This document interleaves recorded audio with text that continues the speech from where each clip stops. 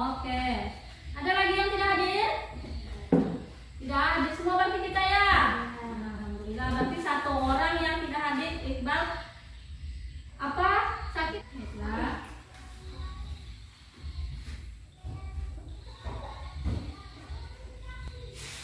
Kalian masih ingat pembelajaran kita yang kemarin?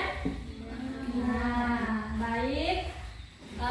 Minggu ini pada pertemuan ini kita akan membahas tentang pemberdayaan masyarakat. Nah, pada pertemuan ini kalian buka buku materinya pada halaman 17. Ayo buka halaman 17. Oke, sudah. Baik. Perhatikan bukunya. Oke, perhatikan ibu semuanya. Sebelum kita memulai pembelajaran kita, ibu mau tanya sebelumnya, adakah yang tahu apa itu pemberdayaan masyarakat? Tahu belum? Nah, baiklah. Pemberdayaan masyarakat adalah upaya untuk meningkatkan kemampuan dan kemandirian masyarakat agar mereka dapat memanfaatkan potensi yang mereka miliki, serta dapat berperan aktif secara mandiri untuk pembangunan sosial, ekonomi, dan pembangunan budaya. Nah, tujuan pembelajaran kita pada pertemuan kali ini yaitu ada 4. Yang pertama, menjelaskan pengertian pemberdayaan masyarakat.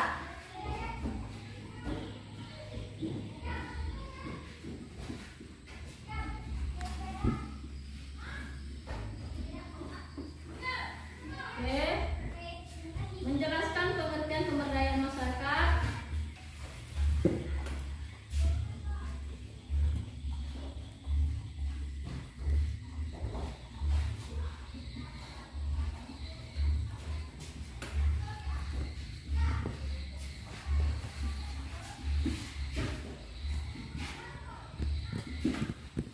Kedua,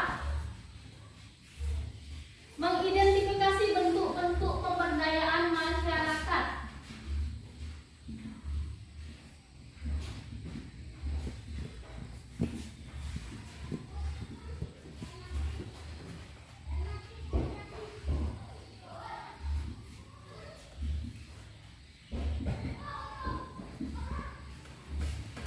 Tiga, menjelaskan dampak positif dan negatif dari pemberdayaan masyarakat.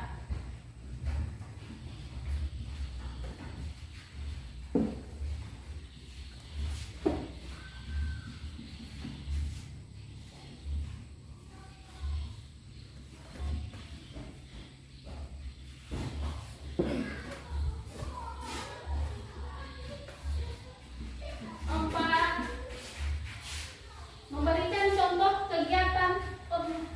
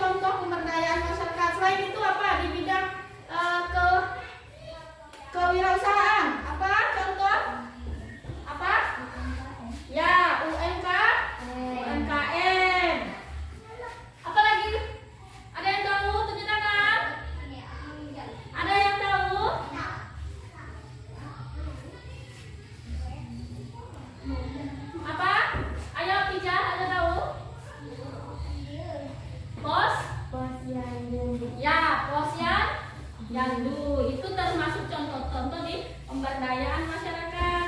Nah, pemberdayaan di bidang ekonomi seperti adanya pelatihan, kewirausahaan, bantuan modal usaha atau UMKM. Apa itu UMKM? UMKM ialah usaha apa?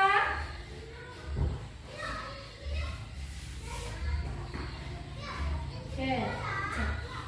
Kemudian pemberdayaan di bidang pendidikan seperti kursus dan pelatihan keterampilan, pendidikan aksara untuk yang buta huruf dan beasiswa serta bantuan sekolah. Nah, di bantuan sekolah kita kan ada tuh apa namanya PIP. Nah, ada kan itu termasuk pemberdayaan masyarakat juga di bidang pendidikan. Kemudian di bidang sosial dan kesehatan. Di bidang sosial dan kesehatan seperti posyandu dan penyaluran gizi dan kesehatan. Nah, kemudian dampak dari pemberdayaan masyarakat. Dampak pemberdayaan masyarakat. Dampak negatifnya yaitu meningkatkan taraf hidup masyarakat. Yang pertama, meningkatkan taraf hidup masyarakat.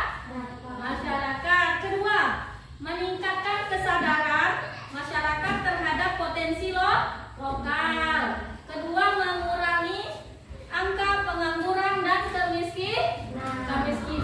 Yang keempat, meningkatkan partisipasi masyarakat dalam pembangunan. Nah, itu dampak negatif positifnya pemberdayaan masyarakat ini. Nah, selain dampak positif, itu ada juga dampak negatifnya. Yang dampak negatifnya seperti apa?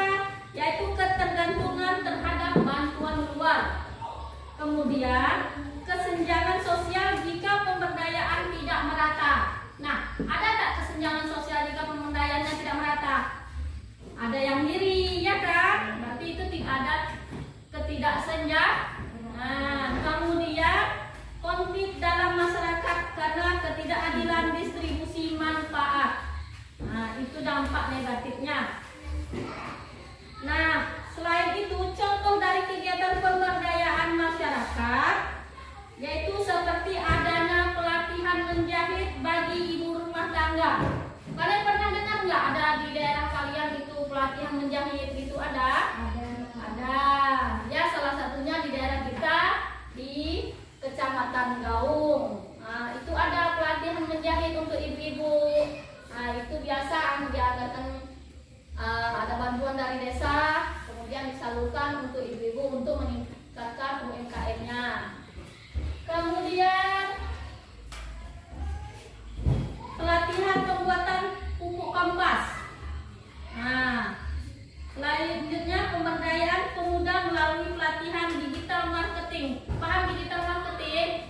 Maksudnya misalnya ada sebuah minimarket, gimana cara memasarkannya? Nah, itu secara digital. Itu diadakan pelatihan agar apa? Agar anak-anak bisa paham dan bisa menjadi penambahan penghasilan juga karena ada UMKM tadi, maka diadakan pelatihan. Selanjutnya program bank sampah untuk warga.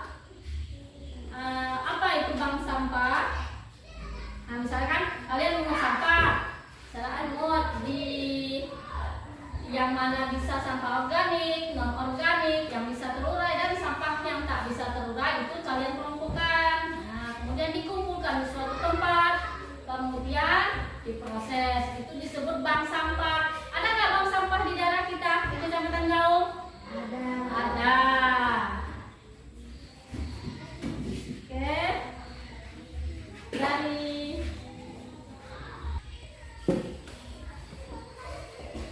baiklah, Ibu ingin tanya dari kalian, apakah ada kegiatan pemberdayaan masyarakat di lingkungan sekitar kita?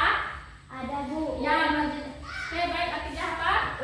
UMKM seperti orang tua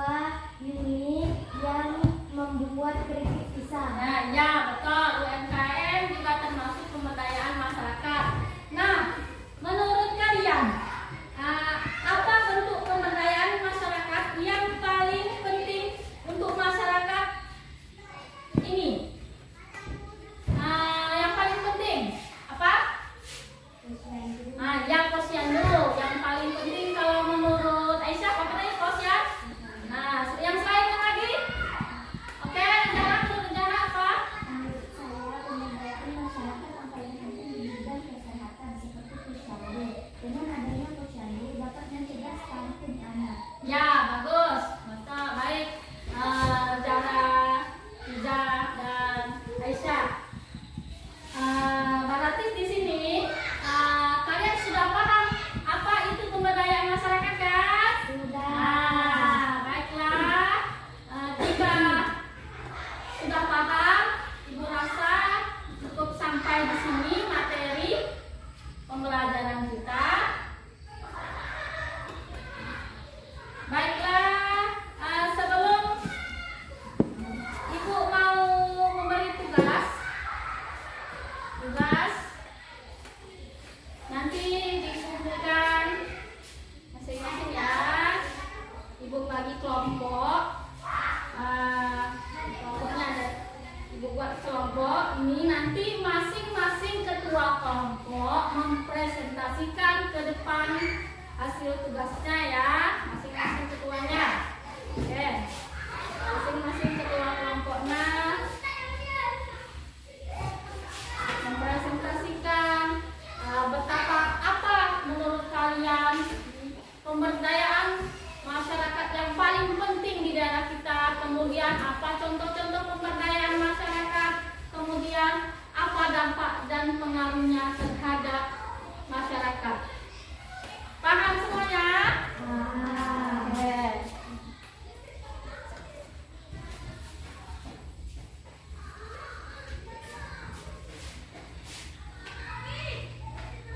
Baiklah, sampai di sini dulu pembelajaran kita pada hari ini. Ibu harap apa yang Ibu sampaikan tadi bisa kalian terapkan di kehidupan kalian sehari-hari tentang pemberdayaan masyarakat.